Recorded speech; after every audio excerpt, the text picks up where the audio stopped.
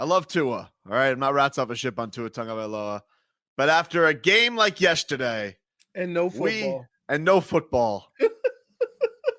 we are rebranding today's our bio. 3 seconds. Bam. Inside. Shot up. Got it to go at the buzzer. And Miami wins it 109-107 as the big man Bam puts it in to end the ball game.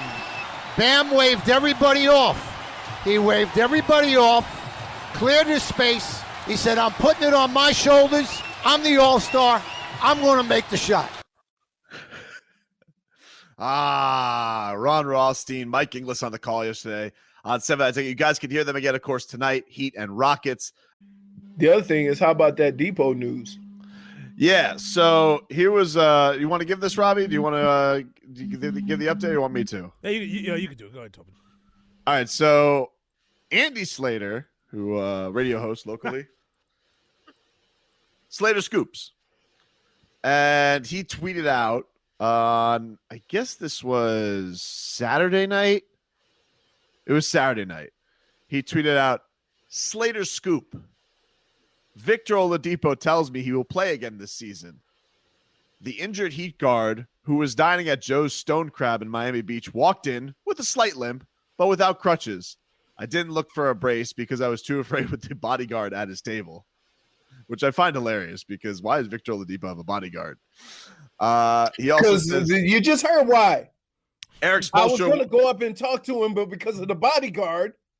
Eric Spoelstra would have given an update on Oladipo if he will return the season, but Victor gave him one last night and said it with confidence.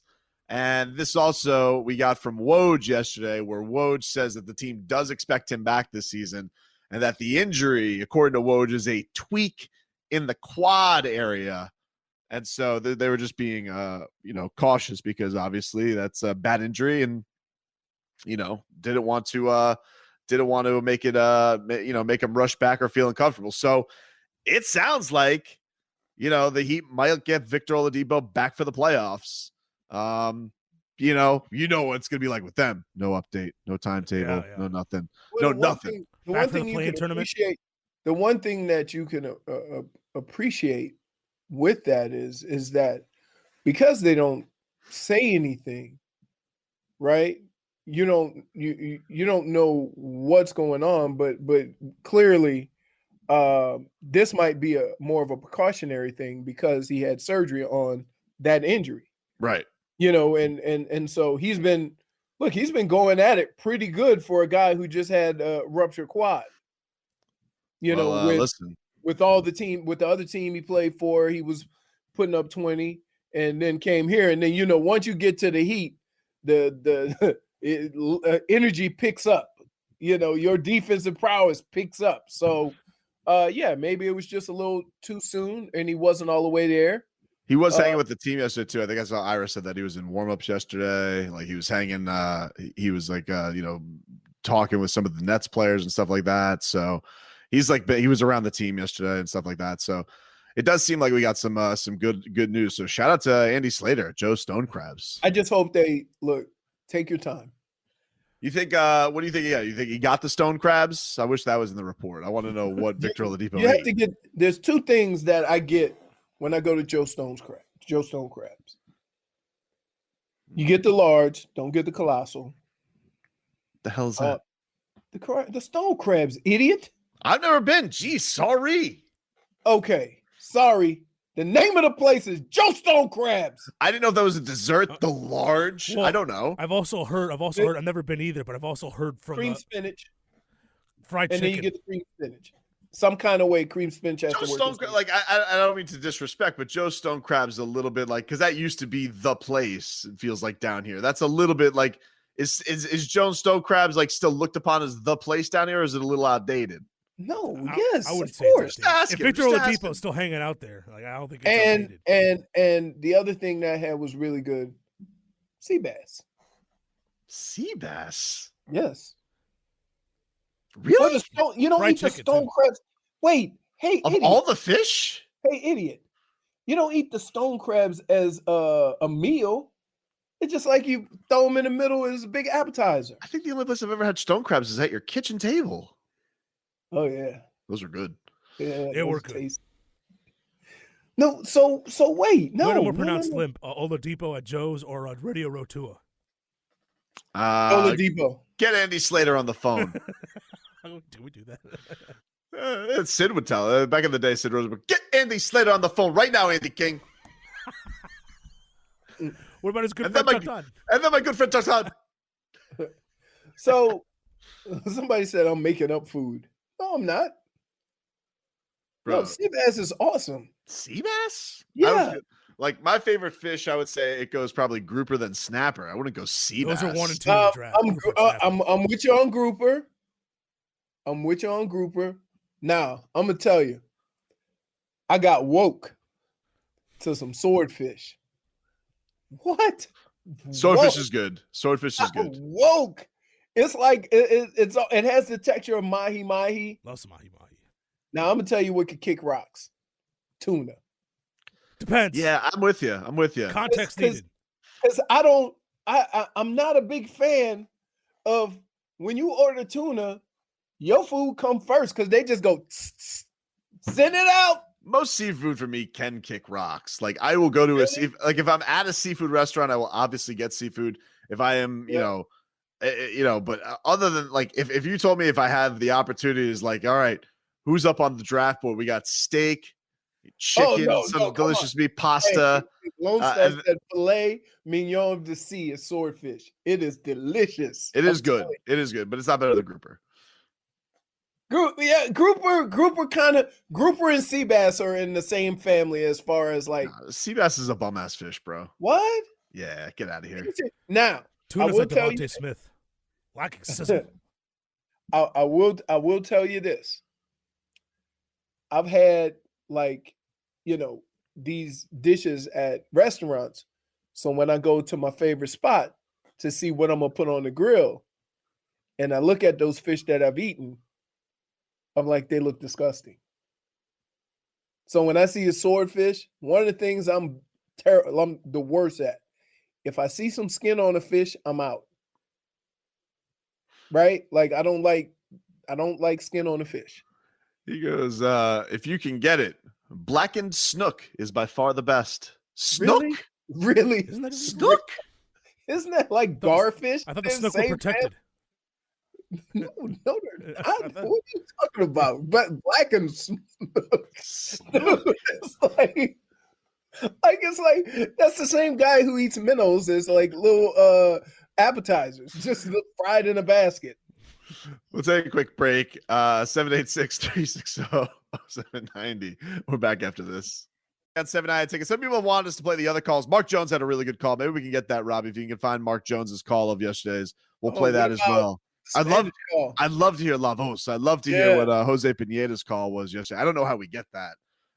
Who we can hit up for that, Robbie. But if we can find Jose Pineda's call, the BAM game winner, that would be awesome too. Hey, but it's a celebratory here Monday. Bam Adebayo making the weekend with his buzzer beater yesterday. Absolutely fantastic as the Miami Heat beat the Brooklyn Nets. Kevin Durant left that game early, got off to a fantastic start, ended up getting kneed in the thigh, and then he was done for the game. Kyrie Irving, he was put in clamps jail by Bam Adebayo yesterday. You know what?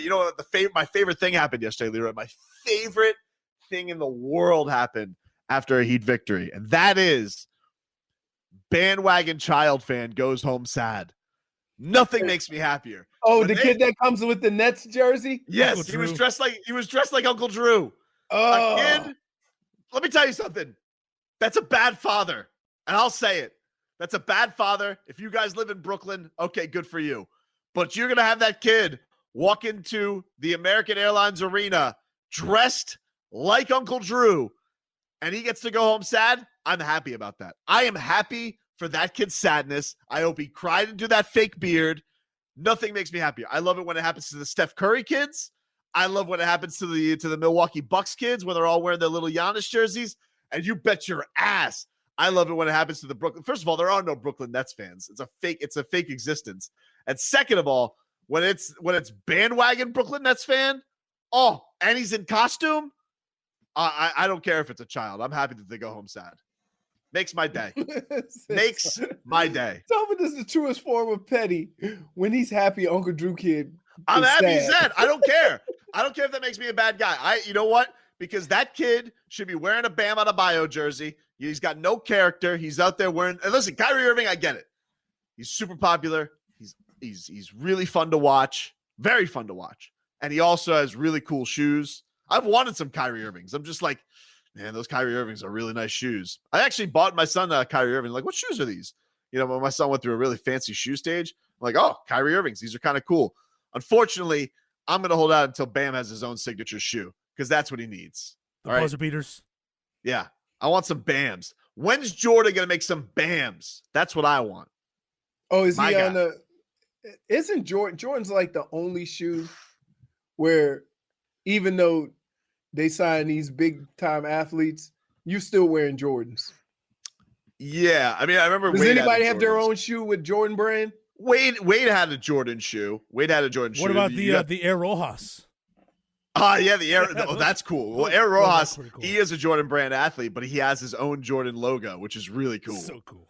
And they're lime green. By the way, we haven't played it. Robbie, do you have Todd Hollandsworth? Because Jorge Alfaro had a game-winning hit on Saturday night. You know, after he's been stinking up the joint all season, and nobody was happier than the man who loves baseball more than anybody, Todd Hollandsworth. Here's the call on Bally Sports. Smokes this one into left field. Around third is Dumont. Here comes Reds. He's on a skid. And Jorge Alfaro is the hero tonight. It's a Marlins win.